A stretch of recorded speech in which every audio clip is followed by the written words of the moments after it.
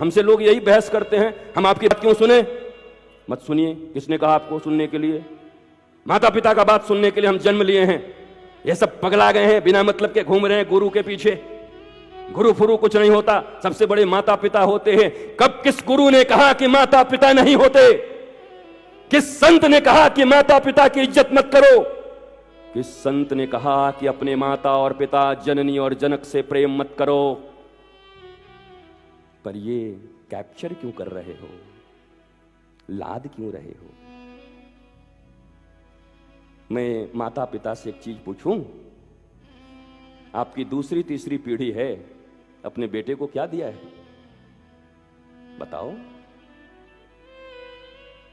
Tension, depression, कठिनाइयां, गुस्सा, लड़ाइयां, फ्यूचर का भय, इनसिक्योरिटी, क्या दिया है आपने? विचार करिए। अपने आने वाली पीढ़ियों को क्या दिया हमने? धन दिया है हमने, हम अपना पूरा वारिस हम पूरा लिख दिए। वो तो तुम्हारे बाप ने भी तुम्हें लिख दिया था, कौन सा बड़ा काम किया? उनके बाप ने तो उनको लिख दिया था। उसके बाद क्या दिया? धन तो रावण के पास भी था, और तुम्हारे तो तिजोरियों में बंद है सोना। रावण के कमोड, गलियां और नलियां भी सोने की थी, तुम्हारे तो लॉकर में बंद है। धन से मैं परहेज नहीं करता, मैं भी चाहता हूं तुम धनी बनो, खूब कमाओ और मुझसे कुछ सूत्र पूछा करो। मैं भी जानता हूं, अच्छा पढ़ा लिखा हूं, इकोनॉमिक्स ऑनर्स भी हूं, साइंस भी पढ़ा हूं, साइंस में भी ऑनर्स हूं। तो अनपढ़ तुम्हारे पास थोड़ी आगे बैठा हूं। तुम जिसको लिटरेसी कहते हो मैंने भी प्राप्त की है, इसलिए तुम्हारे बहुत ज्यादा जो भाव ताव हैं मेरे ऊपर काम नहीं करते। ए बाबा लोग चले आए, अरे भैया आओ तो आर्गुमेंट करोगे एजुकेशन के संबंध में, लिटरेसी के संबंध में। वो तो मेरे गुरु ने मुझे कहा खूब पढ़ाई कर। किस लिए? कहा पढ़ ले फिर बाद में बताऊंगा। जब पढ़ लिया, कहा अब ले आ अपना जितना भी डिग्री है बोला ये ले और जा हरे कृष्ण कर। अरे तो क्या फायदा हुआ? बस कोई ये न कह सके कि तू अनपढ़ गंवार था, कुछ न मिला तो दाल रोटी कमाने के लिए राम और कृष्ण का नाम लेने लगा।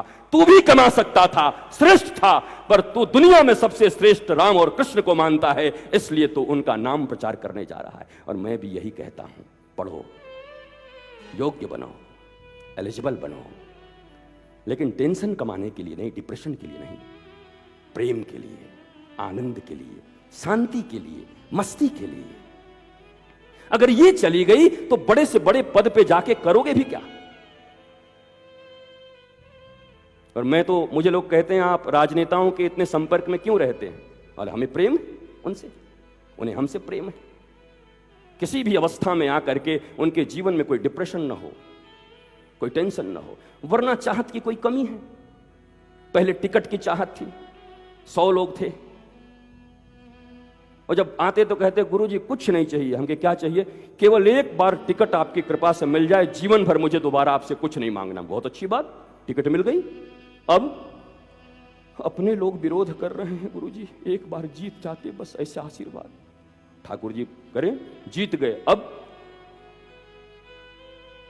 मंत्रिमंडल में कोई स्थान है क्या? वो तो नहीं, मेरे पास तो नहीं है। तो तीसरे दिन सुना, ये गुरु में कोई शक्ति नहीं है रे, ये गुरु फुरु ऐसा का करी। वहां वो पीठ में ना, वो पीठ में वो गई रही, मंत्री बन गई। क्या ये तो मैं देखो, वर्तमान में राजनीति पर ही सब कुछ कहा जाता है, इसलिए कह रहा हूं। दुकान के लिए भी यही है, अधिकारी के लिए भी यही है, मकान के लिए भी यही है। पहले 2 दुकान था, फिर 4 दुकान हुआ, फिर 10 दुकान हुआ, अब फ्रेंचाइजी था, अब अपना एजेंसी हो गया। ये सब क्षेत्रों में है।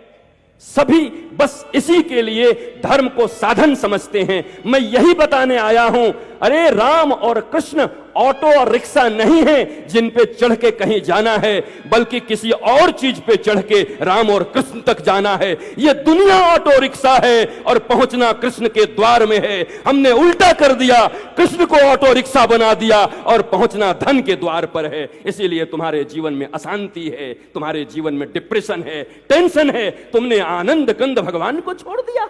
उनको रिक्शे बना दिए, उनको साधन बना दिया। जो साध्य था उसको साधन बना दिए, और जो साधन था उसको साध्य बना दिया। भगवान के द्वार में भगवान को मांगने के लिए कभी नहीं गए।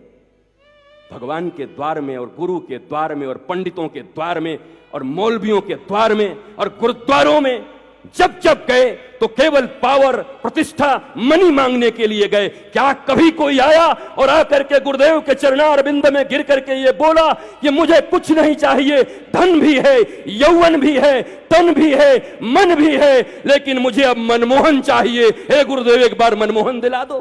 क्या किसी ने कहा? क्या कभी मांगने आए? और आप कहते हो गुरु में शक्ति नहीं है, गुरु को गाली देना शुरू कर देते हो 3-4 दिन के बाद। देख मनीष, होशियार रहना, गाली देगा तो पोल पट्टी पहले खोल दिया हूं।